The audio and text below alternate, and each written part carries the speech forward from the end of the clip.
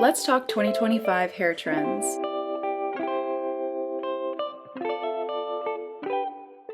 I've done all of the research for you. I've looked at articles, I've looked at Reddit, I've looked at other YouTubers, put them all together and came up with my own opinion based on what I see behind the chair as a hairstylist.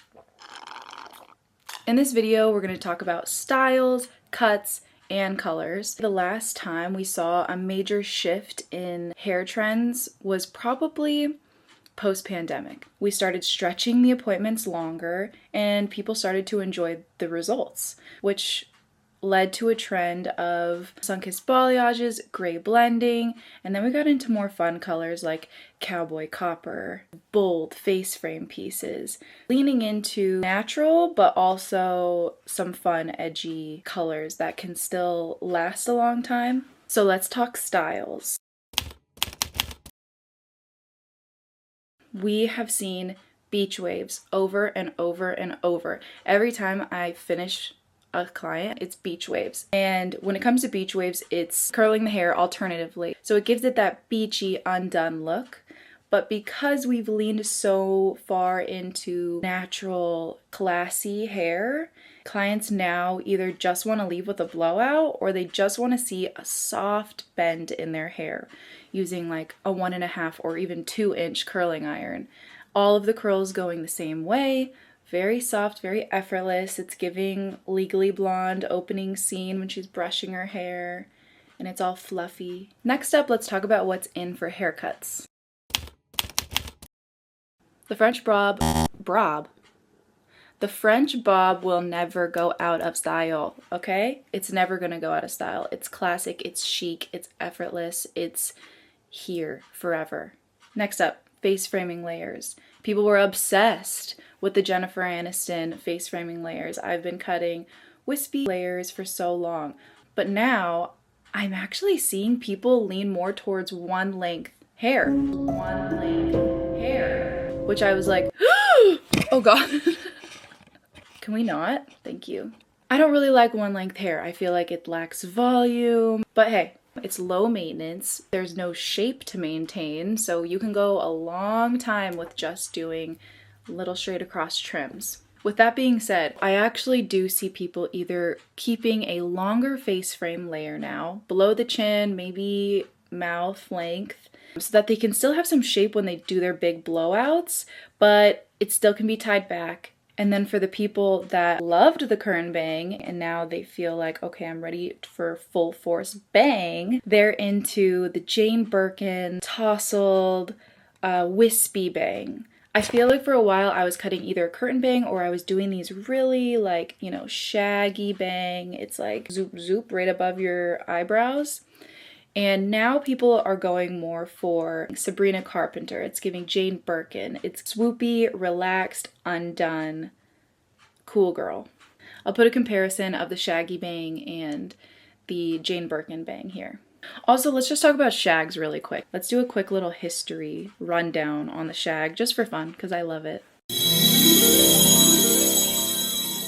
So, the shag first blew up in the 70s. There was a British barber, his name was Paul McGregor, and he cut Jane Fonda's hair for the movie Clute. And this was the first time people ever saw a shag. The reason why it became a rebellious movement was because it was leaning so far away from the classic feminine hairstyles that we usually see. It's more androgynous, it's more edgy, which made rock stars like David Bowie, Mick Jagger see this haircut and were like, yeah, that's it, I want that. The style just went crazy, and ever since then, it's evolved into different types of shags, and it will be around forever because it complements everyone, because it can be uniquely cut to you. Anyway, that's my TED Talk on shags. We love them. Okay, let's talk about hair color trends. My favorite. So I feel like we did lean more into natural blondes, right? We don't have a full highlight anymore. It's sort of blendy, but people were still wanting to be bright blonde. They still wanted to be cool and bright blonde, but I feel like now we're transitioning into more of a warm honey blonde. So it's subtle dimensional blonde with teasy lights. maybe even a base break. A lot of us that were blondes as a kid miss that natural warm tone that our hair used to have. Now we're just dark and ashy. So in order to achieve that warm color, we do this thing called a base break. And what it does is it just lightens your natural color by 1 or 2 levels, bringing out the warmth that gives such a subtle contrast between the grow out of your roots and the golden blonde highlights. I think even on TikTok, people are calling it teddy bear blonde or golden honey blonde. Love it. Love, love, love. Your hair is going to feel so good. It's going to complement you so well. We're moving away from that like harsh money piece because it's not good for us. We all have tiny little breakage pieces in the front now. So let's just, this is what we do. We like to fry it off and then we like to give it a little moment. Give her a break. Now's the time. Give her some peace. So the trend for the brunettes is going to be blonde. If you have dark hair but you still want to feel bright, this is for you. Blonde is the move. She is the moment. It's dimensional, lived in, and way lower maintenance than a full blonde. Next up, copper and honey brown. So cowboy copper is out, and I am seeing more of a shift towards apricot. Think more terracotta, warm auburn, and natural strawberry hues. Oh, so pretty, so pretty. Something just like softer and more sun-kissed for these brunettes that want to be copper but kind of honey. It's so good. I just am seeing it. A lot of girls that are coming in now are wanting that copper color, but it's not that extreme orangey copper. It's more leaning towards golden. For brunettes that do not like warmth, espresso brown is in. And maybe it's because of Sabrina Carpenter, but I'm into it. So what it is a deep, cool toned chocolate brown with just like subtle dimension. It's effortless. It is just a little whisper of lightness and dark and shiny. Okay, let's get into vivids because vivids are always in, but I'm seeing more of color blocking and kind of peekaboos.